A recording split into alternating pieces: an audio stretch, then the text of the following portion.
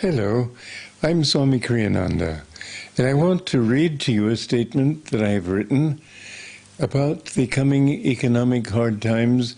I have called it on this paper a depression. In fact, it will be an economic collapse, and I hope it will help you. Economic Depression, a Solution. Chapter 1. The best way to solve any problem is to reduce it to its lowest possible common denominator. The electron is the key to the universe. Even so, the key to society lies in the individual family unit. Indeed, ultimately, in the individual as a representative of the whole, rather than as a unique personality. A mother, having given birth, does not demand payment in coin for feeding her child. The very suggestion is absurd. Parents don't demand payment before they'll agree to bring up their children as well as they are able. Why not? Because in these matters it is human nature to give. Parents may hope that their offspring will eventually care for them in their old age, for example, or in times of grave illness. But no contract is ever drawn up in advance to be signed by the child. All mentally and emotionally normal parents ask nothing in exchange for the loving care they give their children. Love has no price. Kindness has no price. Free sharing has no price. All these spring from the heart and are free.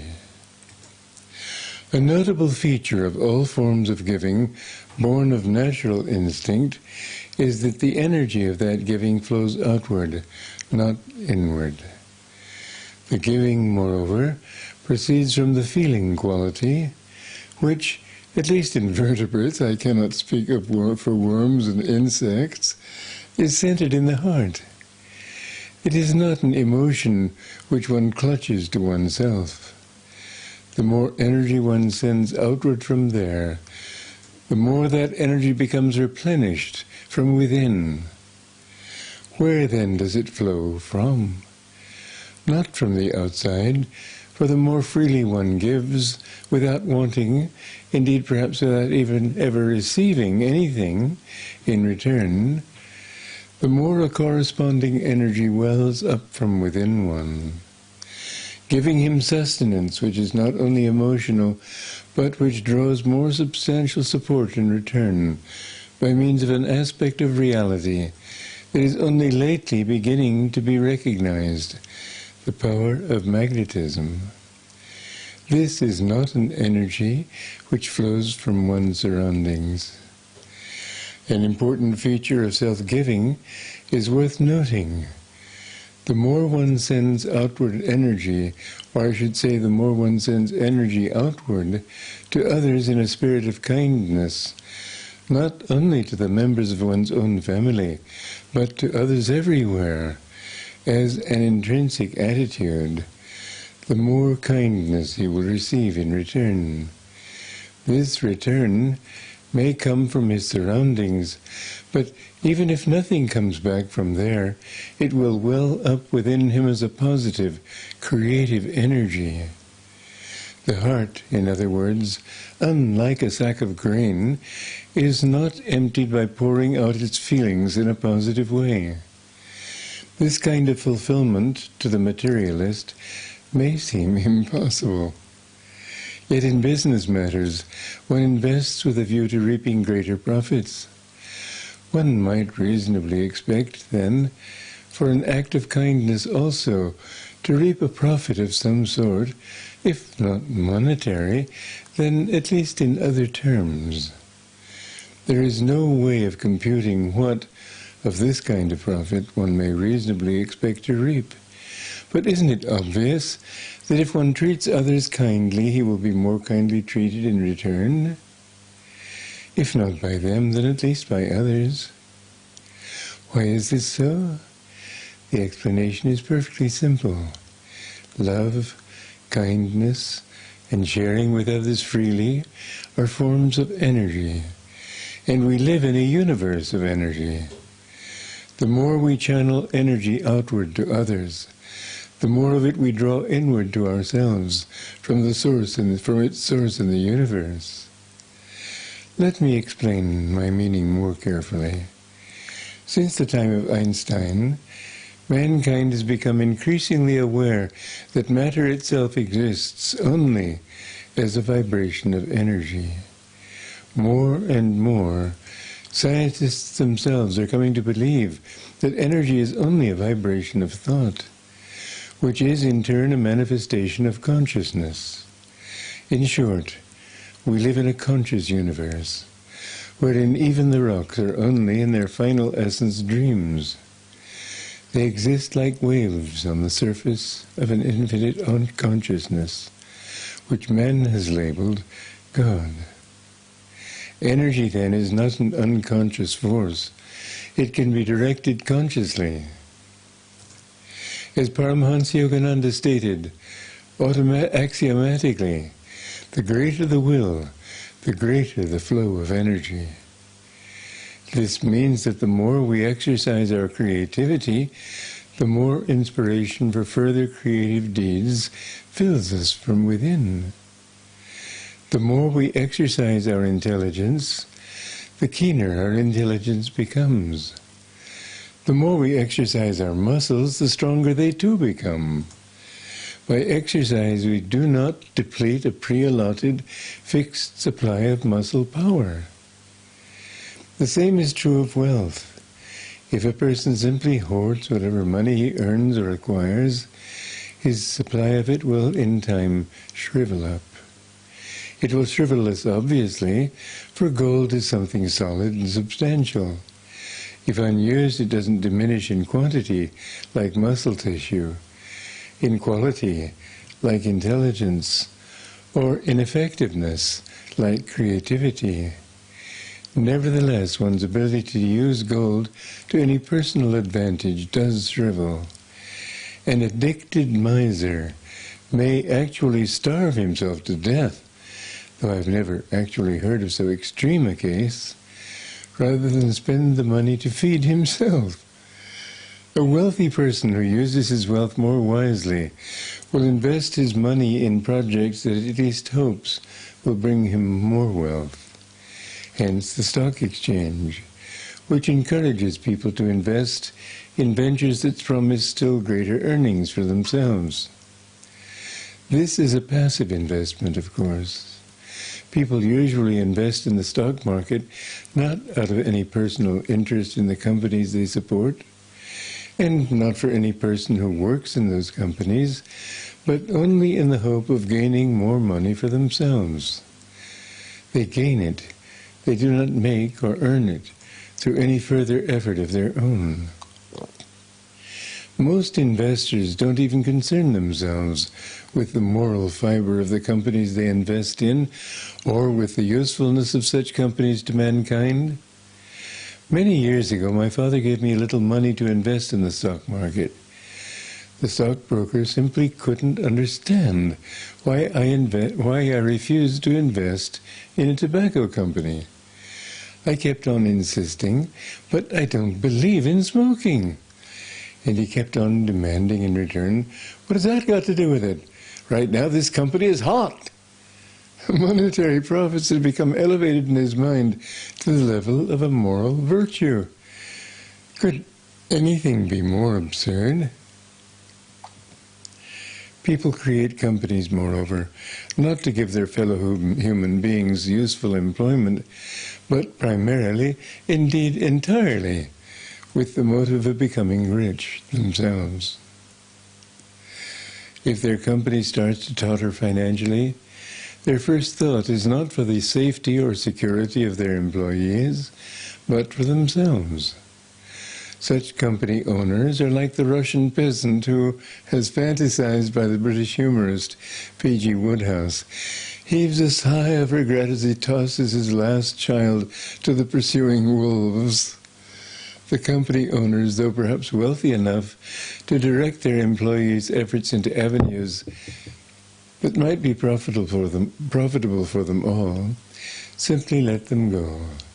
Sov kipu. Every man for himself is their motto.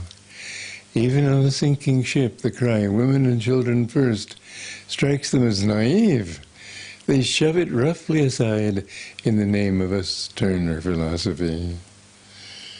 In a world where the unwritten motto is, every man for himself, a world in which people think only of earning for themselves, what they have to feed on is an ever-shrinking carcass.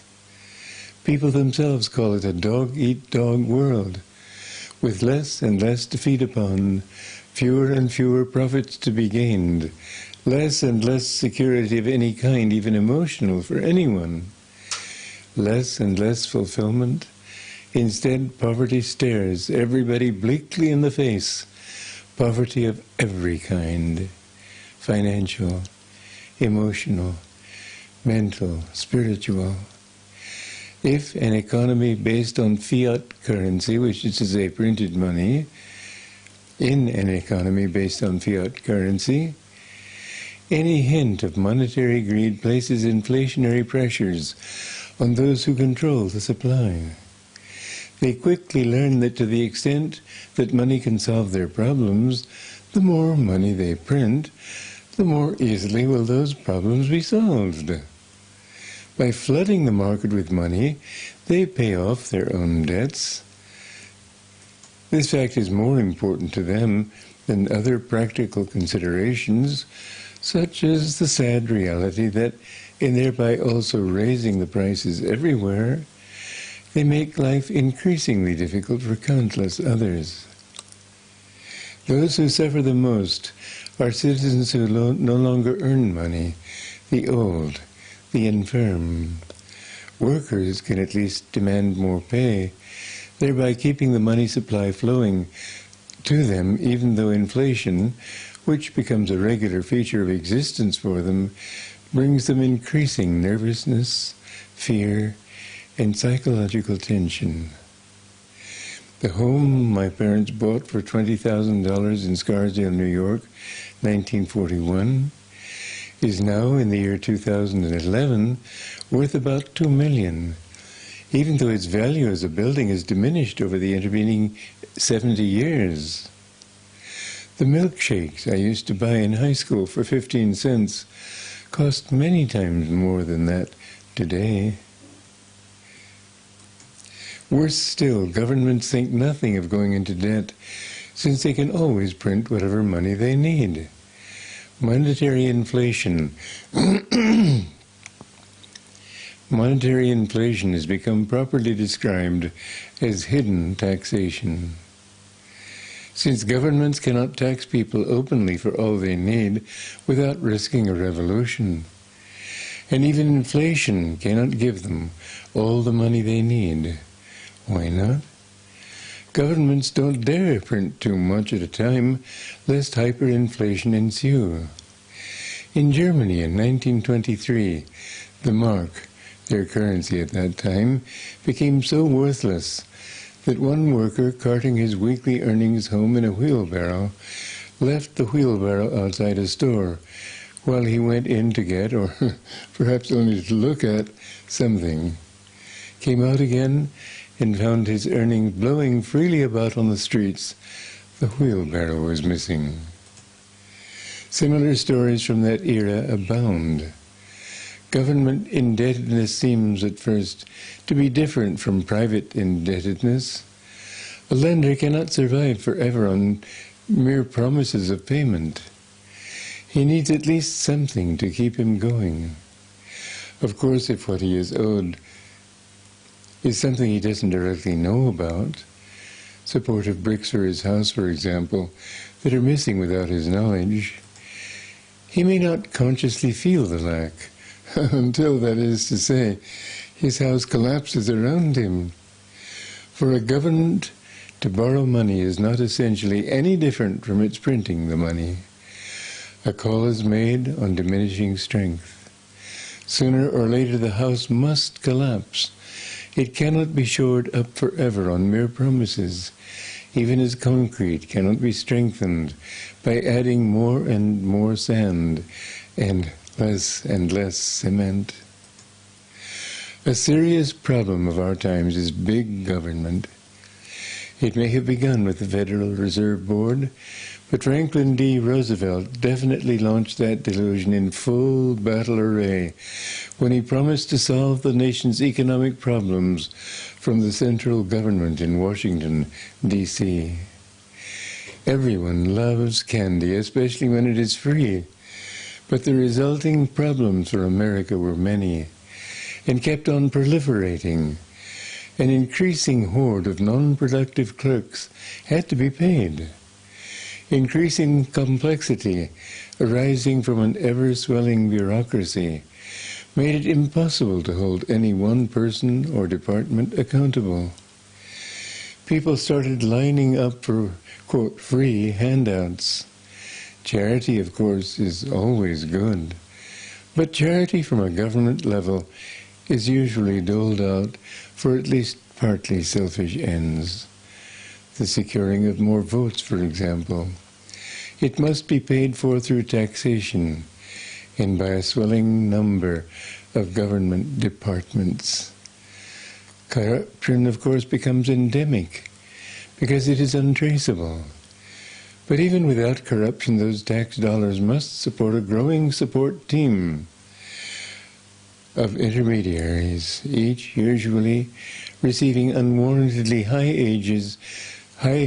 wages for the simple reason that there are no profits to place a limit on how much each person earns.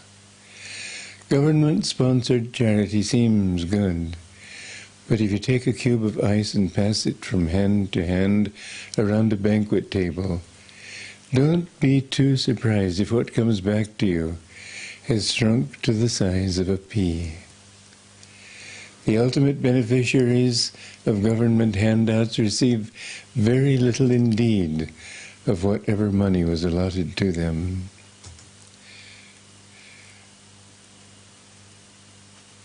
I think I missed a page. I must have flicked it twice. You're back. Okay, go on. Is there any way of bucking this system? Yes, if it operates at a local level. People's consciousness needs to be changed. Shoveling the problem off onto big government is no cure, for it doesn't really make people more individually charitable. All it does is reassure them that something is being done about it, so why concern myself when I see people undernourished? Conscience is assuaged, and people feel free to go on raking in as much personal wealth for themselves as they possibly can. It seems to me that a much more effective way for governments to involve themselves in charity is for them to launch propaganda campaigns with posters and public announcements, encouraging people to help their neighbors and not only themselves. Posters could urge people to consider all the ways that in helping others they are also helping themselves. Many fewer people today smoke than in my youth. Propaganda against smoking is what has accomplished the change. I would even like seriously to propose that illegal drugs such as marijuana, heroin, and cocaine be made legal, perhaps with restrictions such as a medical prescription stating it is permitted to sell this drug to so-and-so and so for medical reasons. The whole point of this exercise would be to make the drug available at such low price that the criminal world would no longer have an incentive to promote and sell it. Drug addicts may be beyond reclamation, but at least there would cease to be people in the streets doing their level best to create drug addiction. There would be no drug wars, no murders, no exploding drug problems. Rather, and almost overnight, the problem would implode. Lobbies are another curse of big government. Whole departments, is that the word for them? Created to plead for, and if necessary to enforce private or special interests, often if not usually, at the expense of other people's interests. Jobs proliferate, even if the actual output diminishes. The desire for self-importance produces the need to have others working under one. See Northcote Parkinson, whose book Parkinson's Law ought to be made required reading in every school, makes the point that government departments, and therefore governments themselves, proliferate in size and number quite independently of any work they actually produce.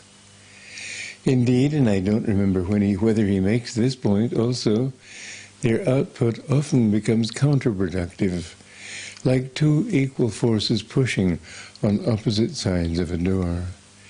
Thus, it once happened that a trainload of goods, urgently needed in the western part of America, was shipped westward across the country, just as another trainload of similar goods, equally needed in the east, was being shipped eastward. The larger the government, the greater the likelihood of inefficiency and confusion on all fronts. Chapter 2. The direct cause of economic depression, or shall I also say collapse, is monetary greed. And the root cause of greed, whether avarice or gluttony or excessive desire of any kind, is an attitude of taking, not of giving and sharing, an inward drawing or self-absorbing attitude, as opposed to one of expansive love, of outward flowing energy, of interest in others, kindness toward them, and concern for their well-being as well as for your own. If a mother breastfed her baby with an attitude of, I'm giving to you now because I expect to be repaid in some form someday, I expect even her milk would turn bitter. She nourishes the baby not only with milk, but with her self-giving love. Oh, true, self always enters the picture somehow. The mother will think of the baby as her own, and may dream great dreams for its future as her child.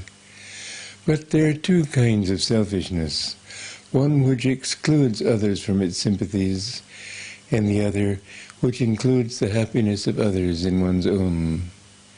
One should always seek happiness also for others, and not only for oneself, and never at the cost of anyone else's happiness. Economic depressions are caused by the former attitude, me-firstism. Wherever me-firstism is practiced, and some people treat it with all the fervor of a religion, with rites, oblations poured out as investments on the altar of profit, and rituals, eagerly perusing the Wall Street Journal every morning, dogmas, I believe in money, almighty ruler of heaven and earth, and ritual prayers, O lucre, praise be to thy beauty, thy boundless perfection, thy infinite abundance. Their emotional drought begins, always. Monetary depression comes into being long before it is recognized as a reality. Many years ago, a poll was taken of people in different income brackets, from the lowest to the highest. The question asked was, are you satisfied with the money you are making? In virtually every case, the response was, well, we would be satisfied if we had 10% more. Desires, Paramhansa Yogananda used to say, ever fed are never satisfied. That 10% might have amounted to millions more, and still people wouldn't be satisfied. Yogananda once asked a millionaire, are you able to rest now that you've earned $1 million? The man answered, no. A friend of mine has 40 million and I've only 1. I'll never rest until I have as much as he. Unfortunately, before he could amass his 40 million and sit back and enjoy his gains, he died of a heart attack from overwork. There are two directions our energy flow can take us, outward or inward, toward expansion or toward contraction.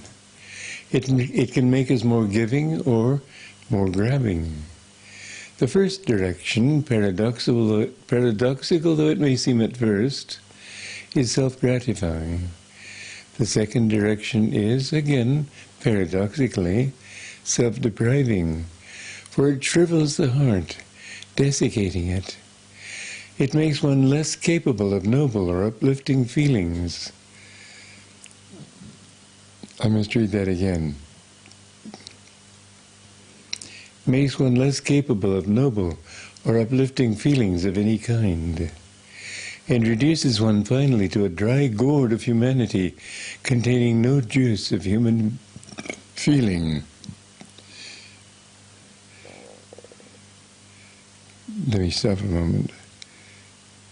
Okay, I have to write that again. And reduces one finally to a dry gourd of humanity, with no juice of human feeling left for self-nourishment. Depressions come because the majority of people are like the rat in the children's story, Charlotte's Web. They ask repeatedly, "What's in it for me, Charlotte?" Charlotte in the story is a spider. In life she is Maya, delusion, drawing all those into her web who devoutly practice the religion of me-firstism. When people's energy flow is centripetal, that is to say, when it forms an eddy of inwardly drawing energy and magnetism, their very energy source dries up. They imagine they're deriving that supply from money and things, but the world around them can only reflect back to them what they themselves are inside. When that inner wealth of energy, attracted from the universe, becomes depleted, because it has been directed toward receiving or taking from others, people see no solution to their problems, and soon become empty even of inspiration. A laid-off worker may cry, "But I've lost my job. What's all this nonsense about my drawing energy to myself? There isn't any energy left to be drawn upon." No. If he'd stand a little aside from his dilemma, he would certainly find a solution awaiting him somewhere. It lies within himself. Think not first, "How can I get others to employ me?" Think rather, "What can I give to them that will make them happier or feel more fulfilled in themselves?" And think then also, "What would I enjoy giving them? Isn't there some special gift that I alone have to offer?" You can begin by helping someone else who, like you, doesn't have a job. You can begin also by making yourself useful to others, regardless of their returns to yourself. You might go around picking up drifting bits of paper off the ground. Menial work, to be sure, but work that other people would appreciate. No, you probably won't be paid for it, but when people see your spirit of doing something to be useful, you will very likely attract new employment. If no one employs you, smile anyway. Smile at every passer-by. Help old people into their cars. Help the infirm to cross the street. Truly self-giving energy simply cannot be ignored forever, but not by everyone. The way to reach a mountaintop is to begin at the base. Suppose you have a talent for decorative display. Why not study a store window and ask yourself, how could the wares displayed here be made more attractive? Go in and offer your services gratis. Sooner or later you will receive an offer of a new job. Don't tell yourself, I'm this or that by profession, a bank officer, a streetcar conductor, a policeman. Don't let yourself be imprisoned in self-definitions.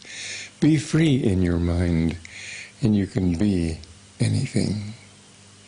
Yogananda, during the 1930s Depression, used to say if I needed a job, I would shake the world until it had to give me one. In giving, not in taking, lies the answer. Instead of asking the world to be useful to you, think what you yourself can do to be useful to it, or at least in it. Think not in terms of what you will get back for energy expended. Think in terms of the energy you give out to others. Chapter 3. A little recognized, or at least seldom pondered a little recognized, or at least seldom pondered reality is that we, each one of us, belong to a great web of existence. We are parts of a whole. What happens to that whole happens to some extent to each one of us also. What happens to us affects in however slight a degree the entire fabric. As the Irish poet A.E. put it, I am paraphrasing, the least movement of my hand affects in some way the most distant star. This truth reminds me of a curious but true phenomenon. On several noteworthy occasions, thousands of people who had assembled for a heavy metal rock concert seemed to have attracted fierce retribution, sudden, violent, indeed lethal storms. Very recently, in mid-August 2011, 60,000 people in Belgium were dancing exuberantly at such a concert, their bodies vibrating in sympathetic rhythm to the music. The sky at the beginning was blue. The air was calm. All of a sudden, within only 10 minutes, the sky turned so dark that day became night. A mighty wind sprang up, bringing with it a violent storm, thunder, lightning, a deluge of hail and rain. Within minutes, devastation was everywhere. The tent covering was ripped to shreds. 5 people were killed. 140 people were injured. Many had to be hospitalized. The countryside around turned to a sea of mud. On several other occasions also.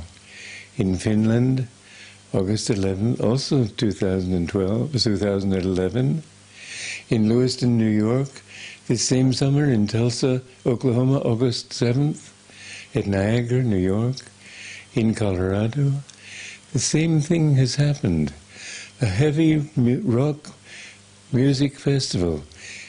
I think it was that, but some of the music may have been less violent.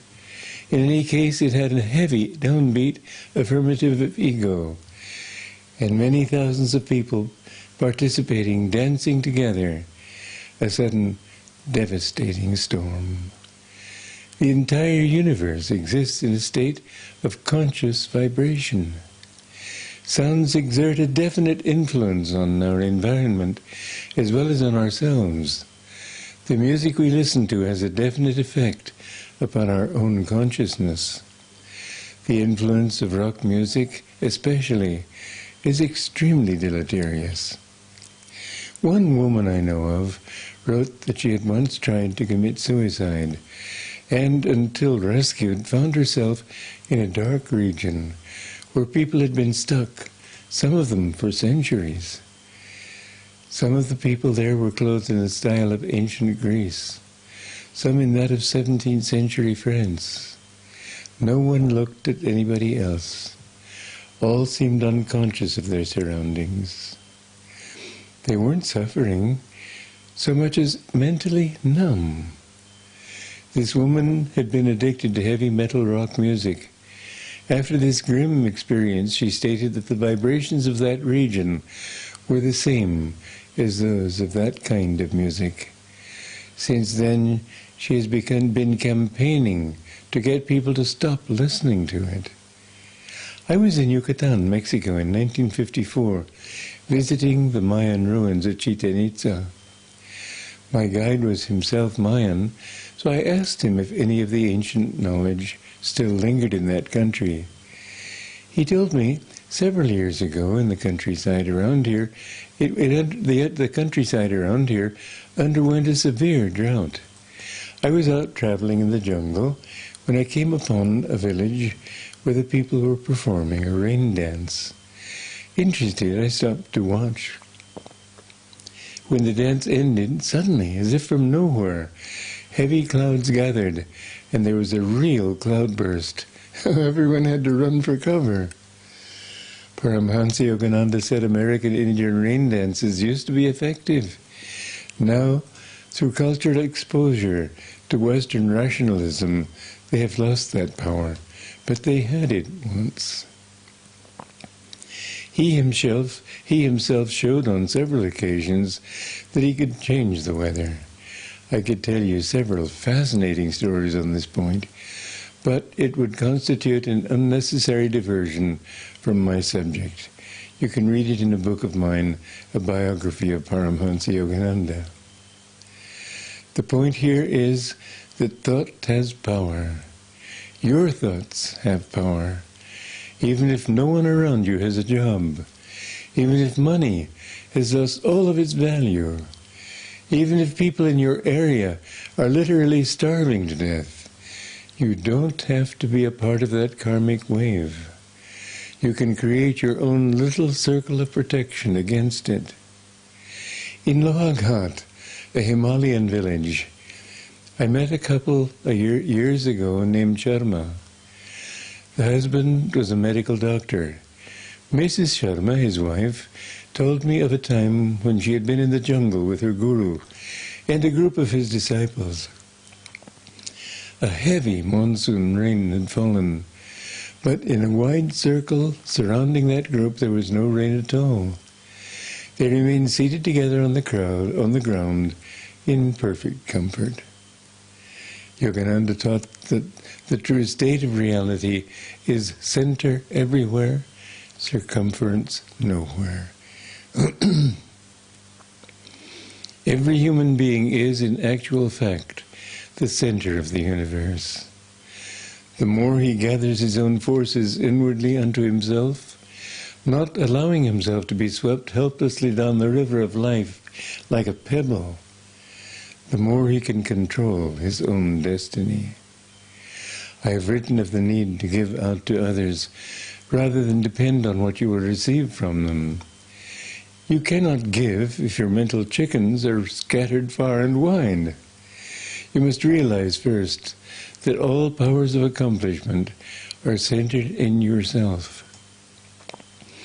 Indeed, it goes much deeper than people generally realize. All knowledge is at your fingertips. You can acquire knowledge, talents, abilities, without even studying.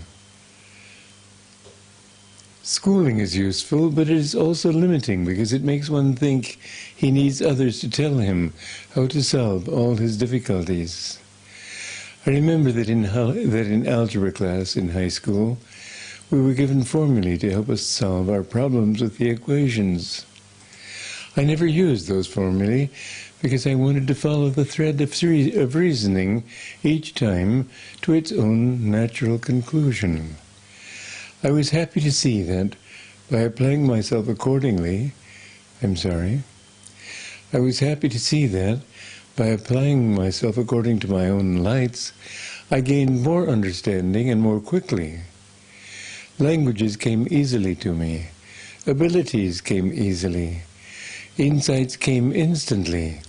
Even outward circumstances bent themselves accommodatingly to the expectations I held of them. How much has past karma to do with our present circumstances? Well, in a way it has almost everything to do with them.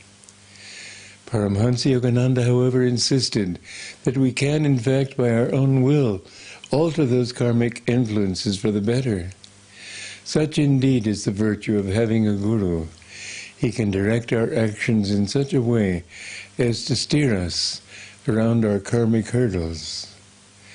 In the specific instance of an economic depression, which is caused by mass greed, one can create a little haven of security for himself, and even for others, by holding firmly to the consciousness of kindliness and generosity. When you give outwardly from yourself,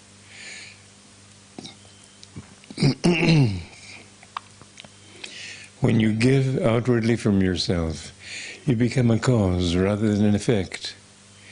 You take the reins in your own hands and steer the course of your life as you choose, rather than others choose for you. When you decide to be true to yourself and not to others' expectations of you, you can mold your own destiny. So you've lost your job and no one else wants to employ you? Study the market. See what people need. Ask yourself, is there any way that I might supply at least one of those needs? Study yourself. Ask, what have I got to give that is unique, or at least useful? Is there a way that I might use that knowledge or ability to help others? If so, how might I carve a useful place for myself? Have you any knowledge that others might find useful? Then advertise that ability. The rarer, perhaps the more in demand it will be. When my own organization threw me out on my ear, I won't go into the ins and outs of that unhappy episode. I ended up realizing that I still had everything. I ended up realizing that I still had something to give. My knowledge of the yoga teachings. I then put a little 1 column by 1 inch ad in a local paper and put up in various places a very poorly designed but at least legible poster, which I tried to make eye-catching, all to announce a free public lecture. Some 50 people came, liked it, and signed up for my first series of classes, which I made as economically available as possible, $15 each for a 6-week series of Hatha Yoga and Raja Yoga classes, $25 if they signed up for them both. From that humble beginning, I was able only a few years later to found the first Ananda community. Have you a computer? With computers, it is possible nowadays to offer assistance from afar.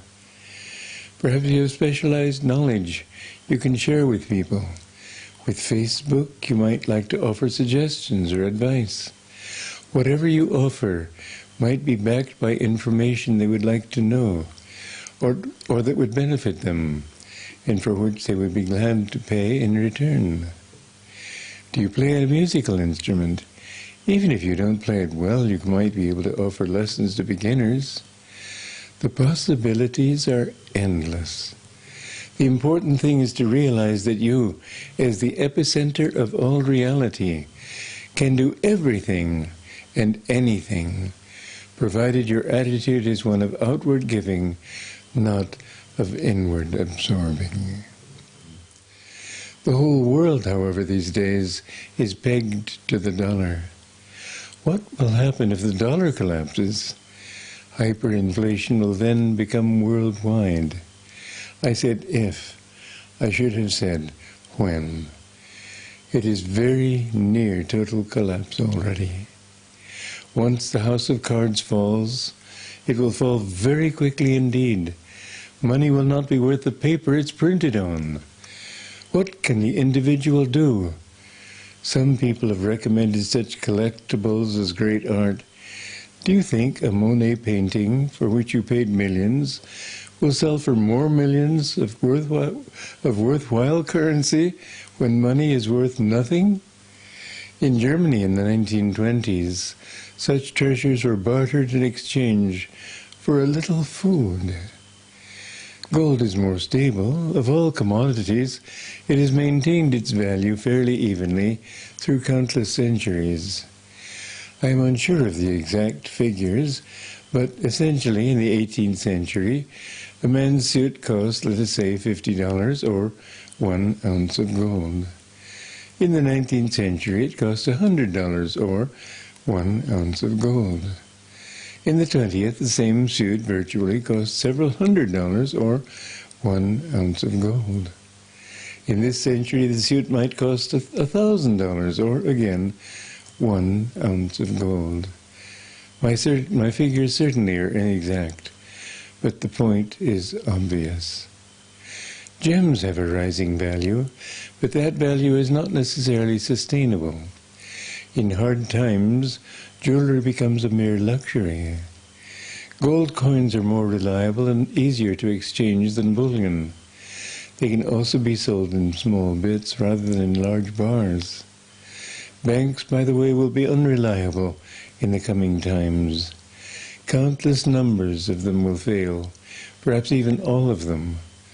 The demand for gold can only increase, and its value won't go down with hyperinflation. Silver is another commodity, more in demand than gold, as being commercially useful, but considerably bulkier. Silver may rise in value more quickly than gold. It is more difficult, however, to transport or to store. The trouble with both these metals is obvious. You can't eat them. The two obvious essentials for all living, the two absolute essentials for all living creatures, are food and water.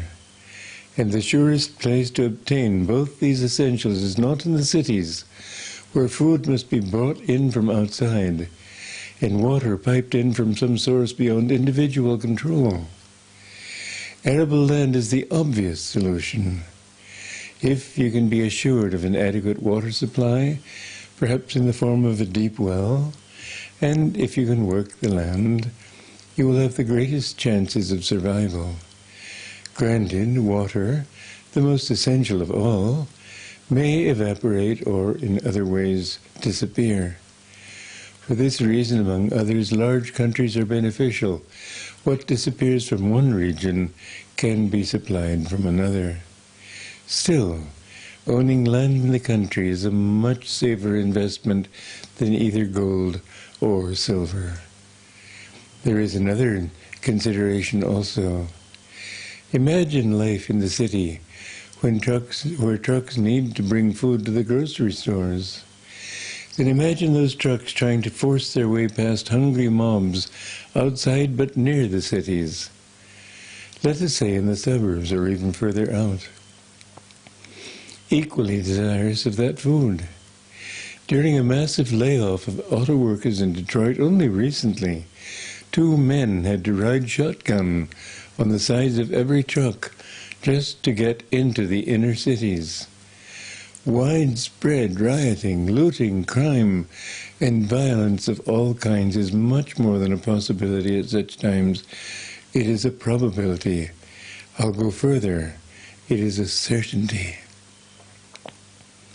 Human emotions in recent times have already been stirred to fever pitch. Popular music not only reflects public attitudes, it fans the flames. Yes, flames. We have already seen such events exploding for no rational cause. And war? Well, can you really believe there won't be another war? People who say, who would be so stupid as to want one? But did calm reason prevent the adolescent rioting we have seen so far? And yes, 60-year-old olds can be just as mental adolescents as also. Atom bombs? There are over 30,000 of them stockpiled in various spots around the world. Do you seriously think no one would go that far when people are willing to commit even suicide to kill others? Where then would an atom bomb be more likely to be detonated? On Mount Shasta or on Los Angeles? On Indian Lake in upper New York State or on Manhattan? In the Malvern Hills or on London? Surely these alternatives don't even beg to be resolved. No, I strongly suspect that the great cities of the world will disappear. There is bound to be a return to the land. If you have arable land, where you can grow your own food. You may not be entirely safe, but you'll certainly be safer. You can also help others with food. Land, then, is the first and most obvious solution. Chapter 5. Years ago, I spent 6 months in a Catholic monastery called New Camaldoli. I had a little room with a little private garden. The monastery was new, and the garden was only a fenced-in plot of ground, with nothing but a few weeds growing on it. One day, I bought a flat of pansies to plant in it. I visualized those pansies smiling up at me from neat little beds.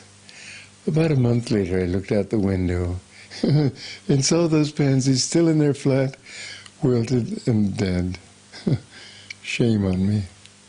But let's face it, farming is simply not my métier. It is not that I'm lazy.